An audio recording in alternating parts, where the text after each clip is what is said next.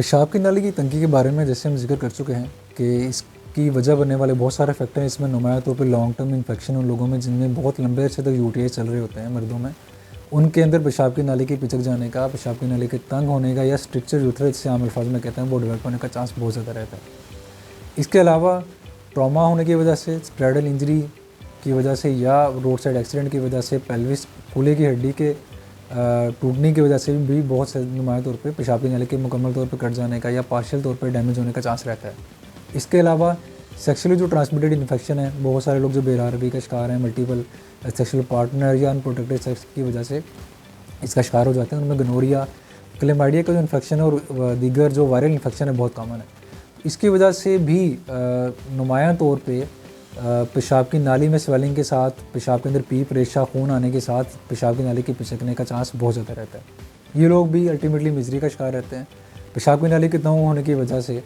इलामा जो डेवलप हो सकती हैं, उसमें नुमाया तौर पर पेशाब की धार का कमज़ोर हो जाना, पेशाब करते हुए दर्द का रहना, पेशाब के साथ खून का आना, बार बार मसाने के अंदर स्वेलिंग यानी सिस्टाइटिस का हो जाना होता है और रात को बार बार पेशाब के उठने का अमल भी की शिकायत भी मरीज़ अमूमन कर रहे होते हैं। इसकी तशख़ीस के लिए हम बहुत सारे टेस्ट इसमें अमूमन परफॉर्म करते हैं, जिसमें यूरिन का टेस्ट है, यूरिन के कल्चर हैं इन्फेक्शन को रूल आउट करने के लिए, और अल्ट्रासाउंड के अंदर हम मसाने की थिकनेस वगैरह देखते हैं और मसाने के अंदर इन्फेक्शन को रूल आउट करते हैं। और बाकी एक अहम टेस्ट जो रिट्रोग्रेड यूथरोग्राम जिसको बोलते हैं, इसमें पेशाब की नाली के रास्ते डाई को इंजेक्ट करके मसाने को और पेशाब की नाली को हाईलाइट किया जाता है, तंगी का अंदाज़ा लगाया जाता है। अब डिफरेंट तरह की कैटेगरीज़ में डिफरेंट तरह के पेशाब की नाली के लेवल के ऊपर इसके डिफरेंट तरह के इलाज हैं स्ट्रक्चर यूथरा के। तो आज जो हम रूटीन में जो परफॉर्म कर रहे होते हैं इंटरनल ऑप्टिक यूरेथ्रोटमी यानी कि IOU जिसको कहते हैं, या DVIU भी हम कहते हैं,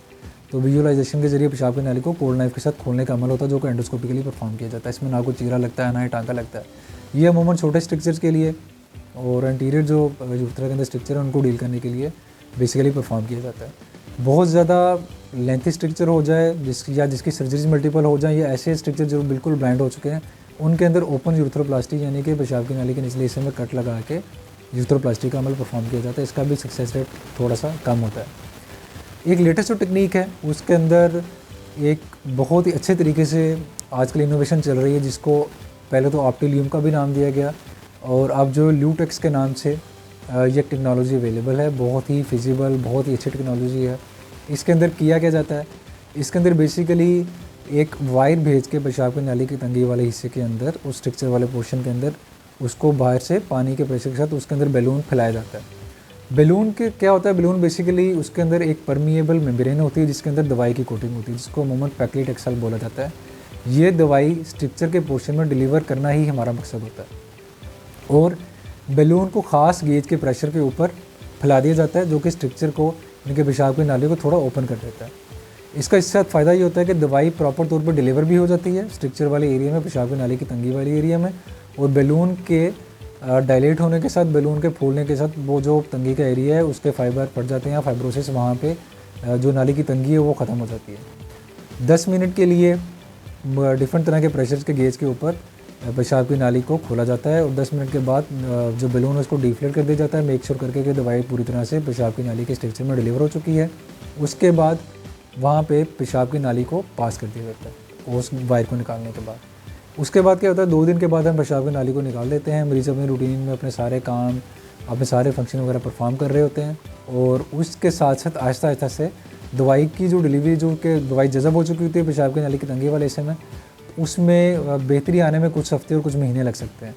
शुरू में तो अलामतें रहती हैं मरीज़ों को, मगर टाइम के साथ साथ ये पेशाब की नाली की तंगी मुकम्मल तौर पे इफ़ेक्टिव हो जाती है और इसके रिज़ल्ट्स बहुत अच्छे हैं एज़ कम्पेयर टू जो हम इंटरनल ऑप्टिक यूरेथ्रोटमी यानी कि कैमरे के थ्रू कोल्ड नाइफ से जाके खोलते हैं या यूरेथ्रोप्लास्टी की बनस्बत 4 से 5 साल तक इसके रिज़ल्ट्स बहुत अच्छे रहते हैं और लॉन्ग टर्म बेनिफिट मरीज़ को जो है इसका हासिल होता है। तो आजकल ये टेक्नोलॉजी बहुत आजकल इन है, बहुत ट्रेंड्स में है और बैलून जो कि इम्पोर्टेड ही होता है, बाहर से नहीं आता, तो डिफरेंट उसके जो रेट्स चल रहे हैं, तो इससे थोड़ा सा एक्सपेंसिव प्रोसीजर होता है। इसलिए इससे पहले मरीज़ों अपने डॉक्टर से मुकम्मल तौर पे मालूमात लेके उसके अकॉर्डिंगली ही इसको प्रोसीड करें और उसका फिर मशवरे के अकॉर्डिंगली ये ऑपरेशन करवा सकते हैं। Thank you.